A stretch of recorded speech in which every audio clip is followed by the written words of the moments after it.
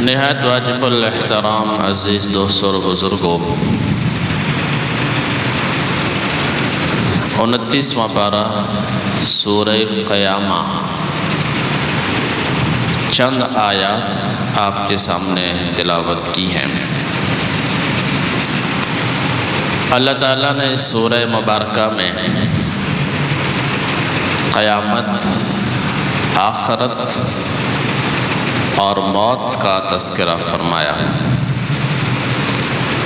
بیچ میں اللہ تعالیٰ نے قرآن مجید کے بارے میں ارشاد فرمایا۔ قیامت، موت اور قرآن مجید کی شان اور عظمت۔ چنانچہ سب سے پہلی آیت میں اللہ تعالیٰ نے فرمایا، لا اقسم بیوم القیامہ، چونکہ کافر، منافق، بے عمل لوگ، ظلم و زیادتی کرنے والے، ناجائز کرنے والے لوگ قیامت کو نہیں مانتے۔ عملی طور پہ زبان سے تو دنیا کا ہر انسان مانتا ہے، حتیٰ کہ ہندو ہیں وہ بھی مانتے ہیں، مشرکین عرب بھی مانتے تھے زبان سے، لیکن عمل ان کا یہ ثابت کرتا تھا کہ وہ قیامت کو نہیں مانتے۔ اس لیے زبان سے ماننا ایمان نہیں۔ ایمان کی تعریف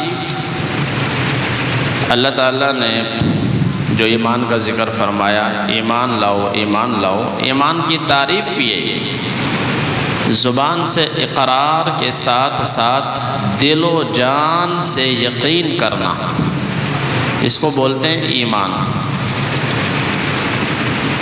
آگے ارشاد فرمایا کہ جو لوگ ایمان دل و جان سے قبول کرتے ہیں، خود بخود اس کے اثرات ظاہر ہوتے ہیں، خود بخود۔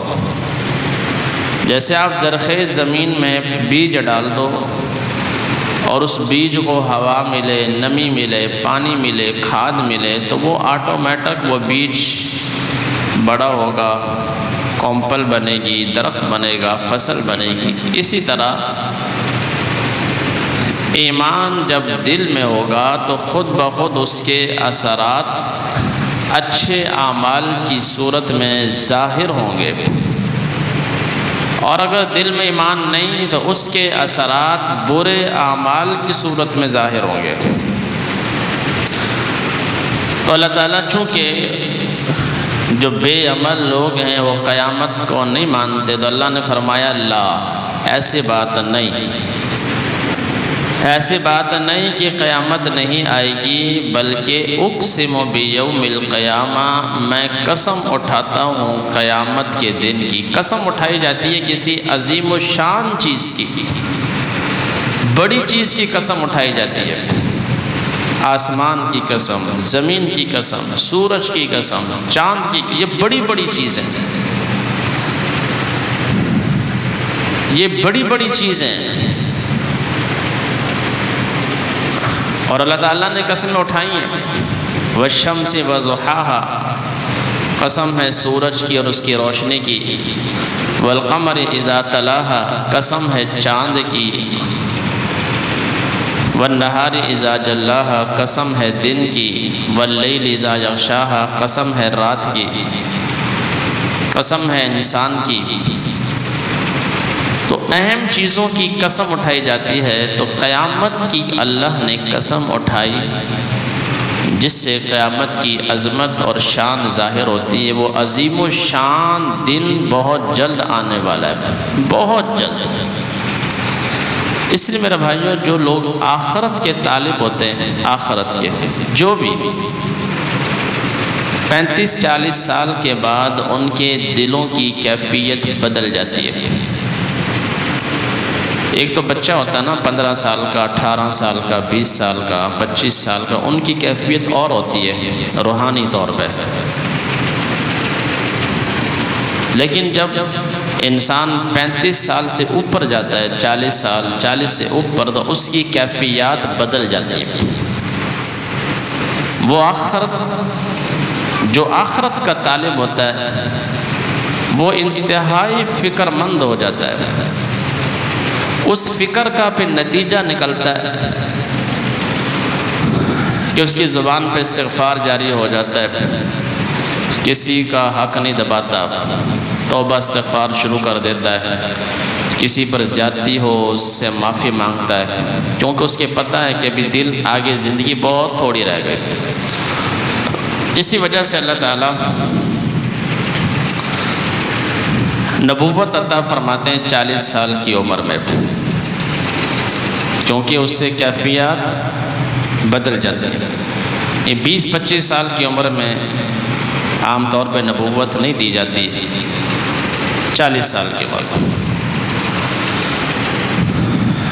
تو فرمایا کہ نہیں، ایسی بات نہیں، قیامت کے دن کی میں قسم اٹھاتا ہوں، وَلَا أُقْسِمُ بِالنَّفْسِ اللَّوَّامَةِ، دوسری قسم اللہ نے انسان کے اندر جو ضمیر ہے،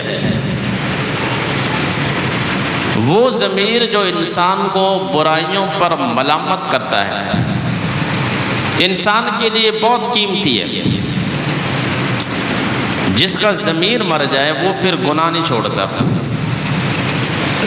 حتیٰ کہ مرنے کے قریب ہو جاتا ہے پھر بھی وہ برائیاں جرائم نہیں چھوڑتا، کیونکہ ضمیر جو مر چکا ہے۔ انسان کا ضمیر اسے ملامت کرتا ہے، اگر اس سے گناہ ہو جائے تو وہ اس کو کہتا ہے کہ تو نے غلط کیا، وہ توبہ کرواتا ہے۔ انسان کے لیے ملامت کرنے والا نفس بہت ہی قیمتی ہے، اور آخرت کی فکر کے لیے اس نفس کا زندہ رہنا بہت ضروری ہے۔ انسان جب بھی جرم کرتا ہے، نماز چھوڑتا ہے، زکوٰۃ چھوڑتا ہے، کوئی بھی گناہ کرتا ہے تو وہ آواز لگاتا ہے کہ تو نے غلط کیا۔ اب انسان اگر اس کی آواز کو دبا دے، 1 مرتبہ، 2 مرتبہ، 3 مرتبہ اس کی آواز کو نہ سنے تو ضمیر مر جاتا ہے، جسے کہتے ہیں ضمیر مردہ ہو جاتا ہے۔ پھر وہ انسان کو ملامت کرنا چھوڑ دیتا ہے، پھر جو چاہے کرتے رہو، ضمیر مر چکا ہے۔ اس نے 2-4 مرتبہ آپ کو پکارا، ملامت کی، لیکن آپ نے نہیں سنی، تو پھر وہ آپ کو نہیں پکارتا، اور یہ انسان کی موت ہے، ضمیر کی موت، انسان کی موت۔ تو وہ نفس، وہ ضمیر جو انسان کو ملامت کرے وہ بہت قیمتی ہے، اللہ نے اس کی قسم اٹھائی۔ انسان ہے، غلطیاں ہو جاتی ہیں، جھگڑے بھی ہو جاتے ہیں، بد اخلاقی بھی ہو جاتی ہے، انسان ہے، غلط کام بھی ہو جاتے ہیں، لیکن وہ فوراً آپ کو جھنجھوڑے گا نہیں۔ اب آپ اس کی ملامت کو سنتے ہیں اور بعد میں افسوس کرتے ہیں اور استغفار کرتے ہیں تو وہ ضمیر اور مضبوط ہو جائے گا، اس کی آواز پہلے سے زیادہ آپ کو جھنجھوڑے گی۔ اس لیے نیک انسان گناہ نہیں کرتے، اگر وہ گناہ ہو جاتے ہیں فوراً توبہ کر لیتے ہیں، کیونکہ ان کا ضمیر ان کو جھنجھوڑتا ہے، ان کا ضمیر ان کو ملامت کرتا ہے کہ تو نے یہ کیا کیا۔ اسی وجہ سے رسول اللہ صلی اللہ علیہ وسلم نے فرمایا کہ ایمان کی علامت یہ ہے کہ نیک کام کرنے سے تجھے خوشی ہو اور گناہ کرنے سے تجھے غم اور افسوس ہو، یہ تیرے مومن ہونے کی علامت ہے۔ گناہ کرنے سے غم اور افسوس اسی کو ہوتا ہے۔ دیکھیں نا، ضمیر ہر وقت انسان کے ساتھ ہوتا ہے، بسا اوقات ایسا ہوتا ہے کہ انسان اپنے کسی پیارے کی موجودگی میں جرم کرتا ہے، دوست، بھائی، عزیز، اس کی موجودگی میں غلط کام کرتا ہے، تو ظاہر بات ہے اب آپ کا اگر وہ خیر خواہ دوست ہے آپ کو ملامت کرے گا، دوست جو ہوا۔ آپ کا بھائی ہے، آپ کا باپ ہے، آپ کا والد ہے، آپ کی والدہ ہے، بہن ہے، آپ کو ملامت کرے گی، تو انسان اس ملامت کو جب سنتا ہے بہن بھائی کی طرف سے تو اس کو اثر ہوتا ہے اور اس کا نتیجہ نکلتا ہے، وہ گناہ چھوڑ دیتا ہے کہ میرے بھائی نے، میرے دوست نے مجھے ملامت کی۔ لیکن بہت سے گناہ ایسے ہوتے ہیں کہ انسان کسی کے سامنے نہیں کرتا، نہ بھائی کے سامنے، نہ دوست کے سامنے، نہ رشتہ داروں کے سامنے، چھپ کر کرتا ہے، تو اللہ تعالیٰ نے انسان کا جو ضمیر ہے اس کے ساتھ لگا دیا تاکہ وہ دوست بن کر، خیر خواہ بن کر اس کو ملامت کرتا رہے کہ بھائی نہیں۔ اب اگر میرے بھائیوں کوئی ایسا انسان ہے کہ بہن اس کو سمجھا رہی ہے، بھائی اس کو سمجھا رہا ہے، دوست اس کو سمجھا رہا ہے، باپ اس کو سمجھا رہا ہے، ماں اس کو سمجھا رہی ہے کہ بھئی تو یہ مت، لیکن وہ کسی کی نہیں سنتا، تو ایسا انسان کبھی بھی راہ راست پہ نہیں آ سکتا، گمراہ ہے، بربادی ہے دنیا کی آخرت کی۔ یہی حال اس انسان کا جو اپنے ضمیر کی ملامت کو نہیں سنتا، پرواہ نہیں کرتا، تو وہ برباد ہے۔ تو انسان کے لیے یہ بہت قیمتی ہے، اللہ تعالیٰ نے اس کی قسم اٹھائی، وَلَا أُقْسِمُ بِالنَّفْسِ اللَّوَّامَةِ، کہ میں قسم اٹھاتا ہوں اس نفس کی جو انسان کو ملامت کرتا ہے۔ دو قسمیں اٹھانے کے بعد باری تعالیٰ نے فرمایا أَيَحْسَبُ الْإِنسَانُ أَن لَّن نَّجْمَعَ عِظَامَهُ، کیا انسان یہ یقین کرتا ہے کہ ہم اس کے جسم میں جو ہڈیاں ہیں قیامت میں ان کو دوبارہ جمع نہیں کریں گے؟ استفہام، سوال، کیا انسان یہ گمان کرتا ہے کہ اس کی بوسیدہ ہڈیاں مرنے کے بعد قبر میں جب ہڈیاں بوسیدہ ہو جائیں گی، بھرنا شروع ہو جائیں گی، تو انسان کیا سمجھتا ہے کہ ہم ان ہڈیوں کو دوبارہ زندہ نہیں کریں گے؟ جیسا کہ سورہ یاسین میں اللہ تعالیٰ نے فرمایا اولم یر الانسان انا خلقناہ من نطفۃ فاذا هو خصیم مبین، کیا انسان دیکھتا نہیں کہ ہم نے اس کو کس قطرے سے پیدا کیا، آج وہ ہمارے سامنے جھگڑا کرتا ہے اور ہمارے سامنے مثال پیش کرتا ہے، وَضَرَبَ لَنَا مَثَلًا وَنَسِيَ خَلْقًا، اپنی تخلیق کو، اپنی پیدائش کو بھول چکا اور ہمارے سامنے مثال بیان کرتا ہے اور یوں کہتا ہے مَن يُحْيِي الْعِظَامَ وَهِيَ رَمِيمٌ، کہ ان بوسیدہ ہڈیوں میں دوبارہ کون جان ڈالے گا؟ اللہ تعالیٰ نے فرمایا کہ اے نبی صلی اللہ علیہ وسلم آپ فرما دیجئے یحییھا الذی انشأھا اول مرہ، ان بوسیدہ ہڈیوں میں وہی جان ڈالے گا جس نے پہلی مرتبہ تمہیں پیدا کیا۔ پہلی مرتبہ تمہارا کون سا وجود تھا؟ اب تو چلو کچھ نہ کچھ نمونہ ہے، ہڈی چاہے بوسیدہ ہے لیکن اس کا سیمپل موجود ہے، لیکن پہلی مرتبہ جب اللہ نے تمہیں پانی کے قطرے سے پیدا کیا اور وہ بھی 3 اندھیروں میں، اس وقت تو تمہارا نمونہ بھی نہیں تھا۔ اچھا تم کہو گے کہ پانی کا وہ قطرہ نمونہ ہے، تو اللہ نے عیسیٰ علیہ السلام کو پیدا فرمایا بغیر اس قطرے کے، اور عیسیٰ علیہ السلام کے بارے میں اللہ نے اس لیے فرمایا وَلِنَجْعَلَهُ آیَةً لِلنَّاسِ، اللہ عیسیٰ علیہ السلام کی پیدائش اس طریقے سے بغیر باپ کے اسی لیے پیدا فرما رہے ہیں تاکہ لوگوں کے لیے نشانی بن جائے، لوگ یہ نہ سمجھیں کہ اللہ تعالیٰ اس کے بغیر پیدا نہیں کر سکتا۔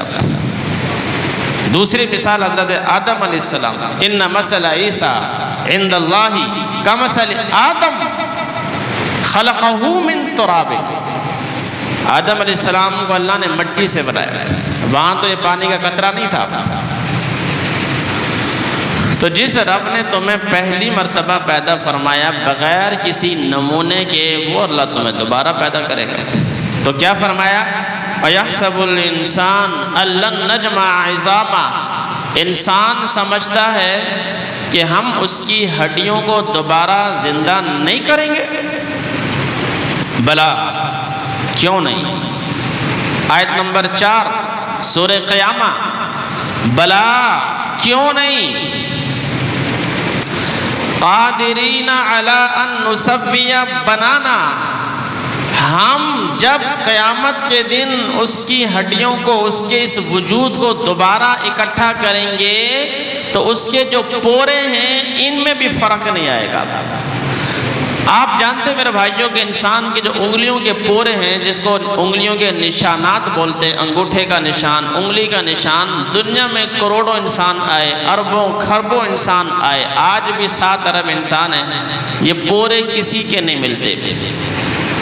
اور یہ پوروں میں جو فرق ہے، جو میرا نشان ہے وہ روئے زمین پر کسی کا بھی نہیں ہوگا، نہ قیامت تک کسی کا ہوگا، اور نہ مجھ سے پہلے جو آدم علیہ السلام سے لے کے آج تک انسان پیدا ہوئے کسی کا پورا میرے پورے سے نہیں ملے گا۔ اب آپ یہ بتائیں، چھوٹی سی جگہ ہے، وہ جو فرق ہے وہ ذرے سے بھی چھوٹا فرق ہے۔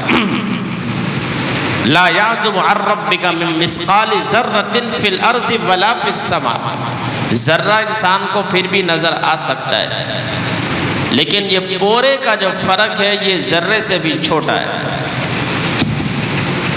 تو اللہ فرماتے ہیں جب ہم تمہیں اکٹھا کریں گے نا، تمہارے ان پوروں میں بھی فرق نہیں آئے گا۔ اللہ اکبر، بڑی گہری بات ہے۔ اگر قیامت کے دن کوئی انسان مطالبہ کر دینا کہ اللہ ذرا کمپیوٹر لگاؤ، ہم ذرا آدم علیہ السلام سے لے کے آج تک جتنے بھی انسان ہوئے، کوئی بندہ مطالبہ کر دے تو اللہ تو مان لے گا، ٹھیک ہے لاؤ کمپیوٹر۔ جتنے بھی انسان ہیں آدم علیہ السلام سے لے کے قیامت تک سب کے انگوٹھے لگا کے چیک کرو، کسی میں فرق نہیں آئے۔ اللہ فرما رہا ہے اتنی باریک بینی سے تمہیں دوبارہ اکٹھا کرے گا۔ ایسا نہیں ہوگا کہ میری آنکھ کسی کو لگ جائے گی، کسی کی آنکھ مجھے لگ جائے گی، میرا دھڑا کسی اور کے ساتھ، کسی کا دھڑا میرے ساتھ، کسی کے کان میں نہیں، پوروں میں بھی فرق نہیں آئے گا۔ یہ نشانات ہیں، ان میں بھی فرق نہیں آئے گا۔ اللہ اکبر، بلا قادرین، تم کہتے ہیں کہ ان ہڈیوں کو دوبارہ کون زندہ کرے گا؟ ہم تو تمہارے پوروں کو بھی جمع کریں گے، ان میں بھی فرق نہیں آنے دوں گا۔ اللہ اکبر، بلا قادرین، ہم اس بات پر بھی قادر ہیں کہ تمہارے پوروں کو بھی جمع کر دیں۔ بل آگے فرمایا کہ اصل میں انسان قیامت کا انکار نہیں کرتا، اصل میں حقیقت یہ ہے کہ انسان اپنے گناہوں پر پردہ ڈالنا چاہتا ہے۔ بل یرید الانسان لیفجر امامہ، بلکہ انسان چاہتا ہے کہ میں آگے سے آگے برائیاں کرتا رہوں، مجھے کوئی چیز روکے مت،